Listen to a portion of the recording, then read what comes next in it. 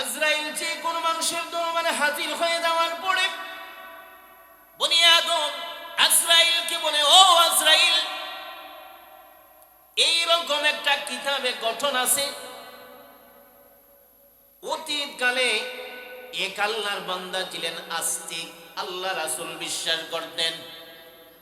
বেশি আমল হয়ে যাওয়ার কারণে একদিন আজরাইলের সাথে সাক্ষাৎ হয়ে যাওয়ার পরে আজরাইল পরিচয় দেওয়ার পর উনি বললেন, ও আজরাইল ভাই, আমি যেদিন বিদায় হয়ে যাব এর আগে মেহেরবানি করে একটা চিঠি দিবেন, না হয় ফোন দিবেন, মিস কল দিবেন, মেসেজ দিবেন, সময় হয়ে গেছে, তৈরি হয়ে যাও, যে কোনো মুহূর্তে আমি চলে আসবো নিয়ে যাওয়ার জন্যে।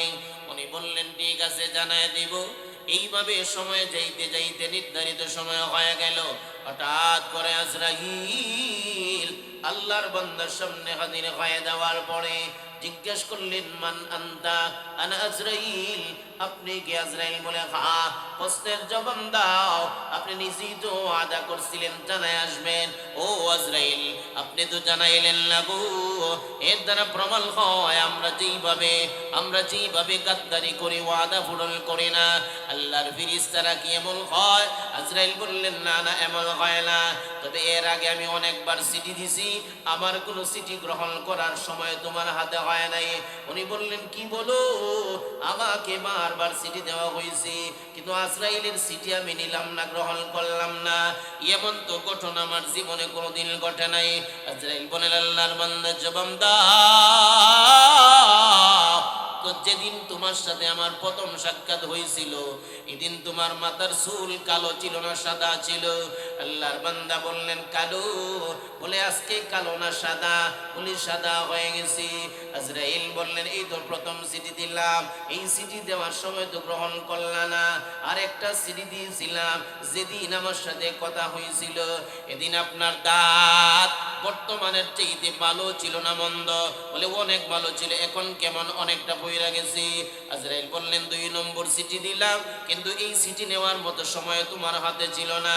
এবার আজরাইল বললেন, ও আল্লাহর বান্দা, যেদিন আপনার সাথে সাক্ষাৎ হয়েছিল এই দিন তোমার চামড়া কেমন ছিল? বললেন, বড় সুন্দর, মহিলারা দেখলে পাগল পাড়া হয়ে দিত, যে কোনো মানুষ দেখলে আমাকে সালাম দিত, আমার প্রভাব ছিল অনেক বেশি, কোনো বিচার বৈঠকে বসলে কেহ কথা বলতো না। আজরাইল বললেন, জবাব দাও, আজকে এই চামড়া টাইট আছে না নরম হয়ে গেছে? উনি বললেন, নরম হয়ে গেছে। আগের প্রভাব প্রতিপত্তি আছে? বলে, না না, কোনো রইত নাই। আজরাইল বললেন, এই তো 3 নম্বর চিঠি দিলাম। এইভাবে বলতে বলতে বলতে বলতে 100-র উপরে বলার পরে এবার আল্লাহর বান্দা চোখের পানি ছেড়ে দিয়া আজরাইলের সামনে বললেন, আজরাইল, একটু সময় দেওয়া যায় না?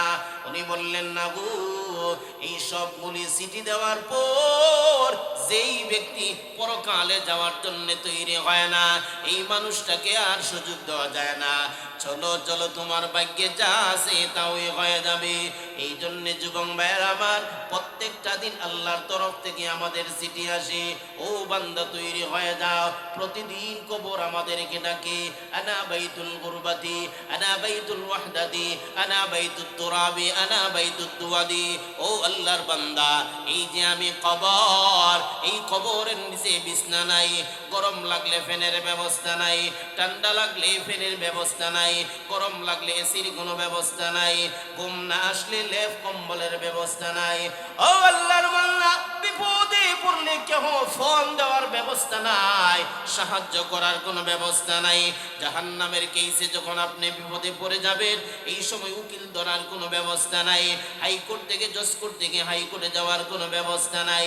প্রতিদিন আমাদেরকে কবর ডাকে। যেই আল্লাহর বান্দা কবরের জন্য তৈরি হয়ে যায়, আমার পয়গম্বর বলেন, আল কাইসু মান দানা নাফসাহু ওয়া আমিলা বাদাল মাউত। কবরের জন্য যে আল্লাহর বান্দা তৈরি হয়, এই আল্লাহর বান্দা হলো ওই দুনিয়ার সবচাইতে বড় বুদ্ধিজীবী। এই ব্যক্তি দুনিয়া সবচাইতে বড় বুদ্ধিজীবী। আমার ভাইরা, আজরাইল বললেন, আজ থেকে শুধু আপনাকেই জানানো হয়েছে, আর দুনিয়ার কোনো মানুষকে জানানো হবে না। তবে আমি যে আয়াত তেলাওয়াত করেছি সেই আয়াতের তাফসীরের দিকে আমরা যাই। মানুষের মরণ, প্রত্যেক মানুষেরই মরণ হয়, তবে মরণের অবস্থা হলো দুইটা, একটা হলো ভালো আর একটা হলো মন্দ। আমি যদি ইমানদার হই, আমি যদি নেক আমলওয়ালা হই, আমার মরণটা হবে ভালো। আর আমি যদি ইমানদার হই কিন্তু আমল যদি ভালো হয় না, গ্যারান্টি নাই, ভালো হইতে পারে মন্দ হইতে পারে। আমি যদি বেঈমান হই আর আমার মৃত্যুটা মন্দ হবে, খারাপ অবস্থায় হবে, এতে কোনো সন্দেহ নাই। আল্লাহ নবীজি বলেন, ইমানদার যদি হয় এবং নেক আমলওয়ালা যদি হয়, আল্লাহ তাআলার তরফ থেকে যেই সময় মরণের সময় চলে আসবে, এই মরণের হালত আজ পর্যন্ত পৃথিবীর কোনো মানুষ লিখতে পারে নাই। আপনি যদি কোনো এলাকায় সফরে যান আর আপনি যদি লেখক হন, রাইটার হন, তাহলে যে এলাকায় যাবেন এই এলাকার বিভিন্ন জিনিস আপনি নোট করবেন, আপনার ডায়েরিতে লিখবেন, পত্রিকায় দেওয়ার জন্যে, নিজের বইতে লেখার জন্যে। এইভাবে মানুষ পৃথিবীর ইতিহাস লিপিবদ্ধ করে। কিন্তু এমন একটা কমন জিনিস, যেই জিনিসটা আলেম থেকে নিয়া সাধারণ মানুষ, বৈজ্ঞানিক থেকে নিয়া মূর্খ মানুষ, প্রত্যেকটা মানুষকে মৃত্যু গ্রাস করে। আজ পর্যন্ত মরণের সময় কি হয় কোন মানুষ লেখা যাইতে পারে নাই। শুধুমাত্র নবীরা আল্লাহ তাআলার তরফ থেকে ওহী প্রাপ্ত হইয়া বিষয়গুলো বলে দিছেন, আর ওনার উম্মতরা লেখছেন। উলামায়ে কেরাম এটা নকল করে করে আপনাদেরকে শোনাইতেছেন। কিন্তু বাস্তবে মরণের সময় কি ঘটে, যিনি মারা যাইতেছেন উনি লিখতে পারেন না, এই লেখার মতো সুযোগও হয় না। স্বাভাবিক ব্যাপার। আমি যদি এই মুহূর্তে মারা যাই, লিখবো দূরের কথা, কথাও বলতে পারি না, কেমনি লিখবো? অস্ট্রেলিয়ার একজন বৈজ্ঞানিক, নাম হলো টমাস এডিসন, উনি ছিলেন আস্তিক, আল্লাহ বিশ্বাস করতেন, রাসূল বিশ্বাস করতেন। অস্ট্রেলিয়ার মাটিতে যেই জায়গায় 16 আনা মানুষ খ্রিস্টান, কিছু আছে নাস্তিক, এই জায়গায় উনি বৈজ্ঞানিক হওয়ার পর গবেষণা কইরা কইরা আল্লাহ বিশ্বাসী হয়ে গেলেন। সুবহানাল্লাহ জোরে বলেন। কোরআন হাদিস বাহির করার পর এক এক জায়গায় এক এক আয়াতে মৃত্যুর কথা লিপিবদ্ধ আছে। মানুষ মারা যাবে, উনিও জানেন, উনি নিজেও মৃত্যুবরণ করবে। নবীজির মরণের হাদিসগুলি এক জায়গায় জমা করার পরে আল্লাহর বান্দা মনে মনে সিদ্ধান্ত নিলেন, আমি যেদিন মারা যাব, মরণের সময় মানুষের কি হয় একটু হলো চেষ্টা করব, লেখা যাইতে পারিনি। আমার নবীজি বলেছেন, মানুষের সাকরাতুল মাউত যেই সময় আরম্ভ হয়, ওই সময় দুনিয়ার পর্দা বন্ধ হয়ে যায়, পরকালের সমস্ত পর্দা আল্লাহ তুলাইয়া দেয়, উঠাইয়া দেন। আপনি যেই জায়গায় মারা যান না কেন, সাকরাতের অবস্থা শুরু হয়ে যাওয়ার পরে আপনার দেহ থেকে জানটা বাহির হওয়ার আগে দুনিয়া আপনি ভুলে যাবেন। আল্লাহর আরশে আজিম পর্যন্ত ওই বান্দা দেখে বেঈমান কাফির প্রশ্ন নাই, সবাই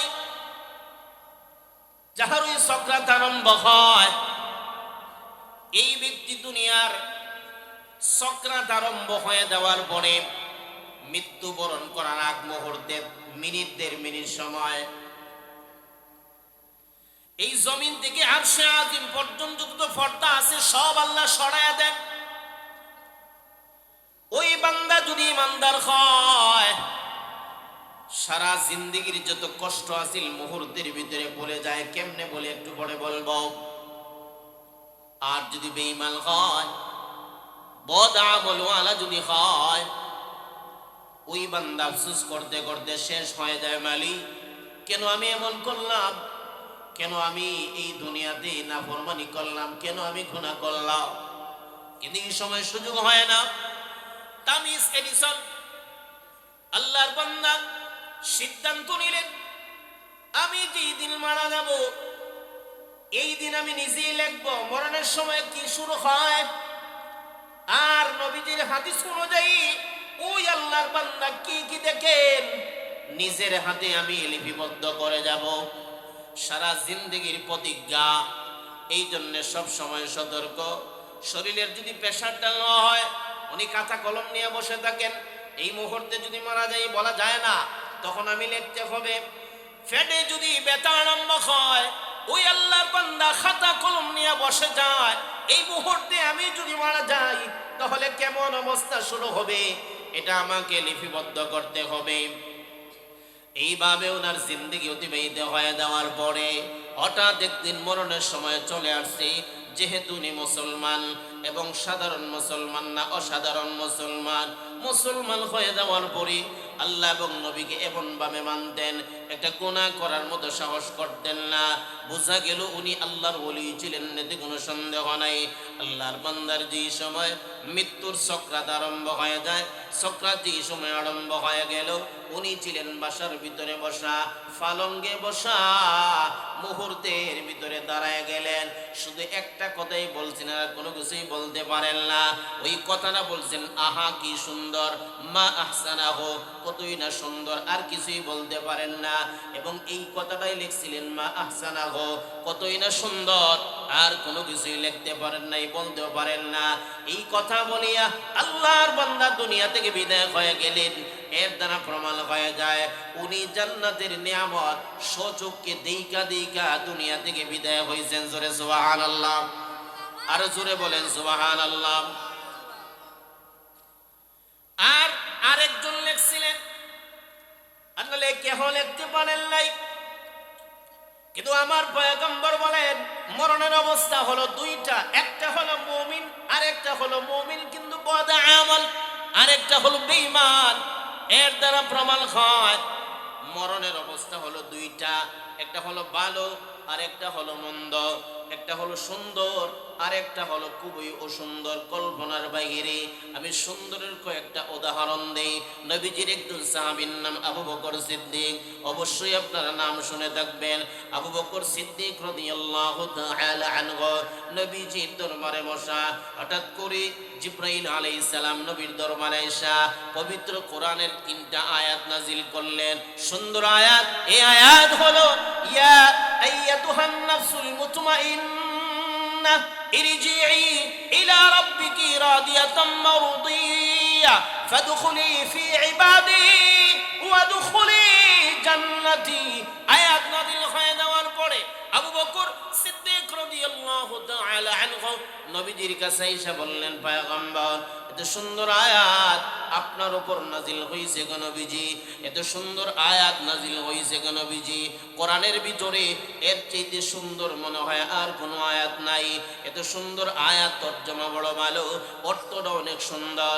আল্লাহ তাআলা নিজেই বলতেছেন, এমন সুন্দর আত্মা যাহার উপর রব্বুল আলামিন সন্তুষ্ট। আল্লাহ তাআলা বলতেছেন, ইরজিই, আসো, অর্থাৎ আমার তৈরি জান্নাতের দিকে আসো। সার মর্ম হলো আল্লাহ তাআলা বলতেছেন, আমার দিকে আসো, আমি তোমার উপর সন্তুষ্ট আছি, টেনশন করবা না।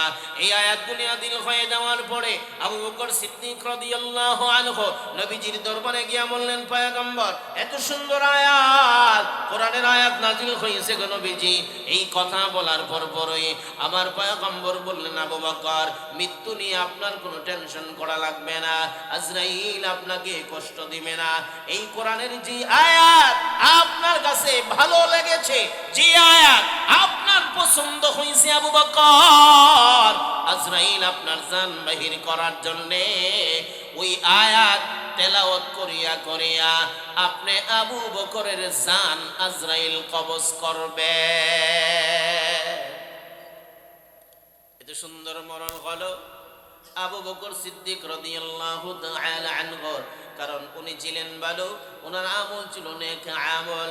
শুধুমাত্র তাই নয়, আল্লাহ রাব্বুল আলামিন বলেন, ইন্নাল্লাযীনা আমানু ওয়া আমিলুস সালিহাতি লাহুম জান্নাতুল ফিরদাউসি নুজুলা খালিদিনা ফিহা লা ইয়াবগুনা আনহা গিওয়ালা। যারা ইমানদার এবং নেক আমল করনেওয়ালা এরা জান্নাতে যাবে, যে জান্নাত থেকে বাহির হওয়ার কোনো টেনশন করবে না, ওই জান্নাত থেকে বাহির হওয়ার জন্য চাইবেও না। মুফাসসিরিনে কেরাম বলেন, এই যে রব্বুল আলামিন বলেন জান্নাত রয়েছে, এটা পরকালে না, এই মৃত্যু থেকে স্মরণ হয়ে যায়। এর প্রমাণ হলো নবীর একটা লম্বা হাদিস। আল্লাহর পয়গম্বর বলেন, মুমিনের যেই মাত্র মরণের সময় হয়ে যায়, এই সময় রব্বুল আলামিন আজরাইল আলাইহিস সালামকে আদেশ করার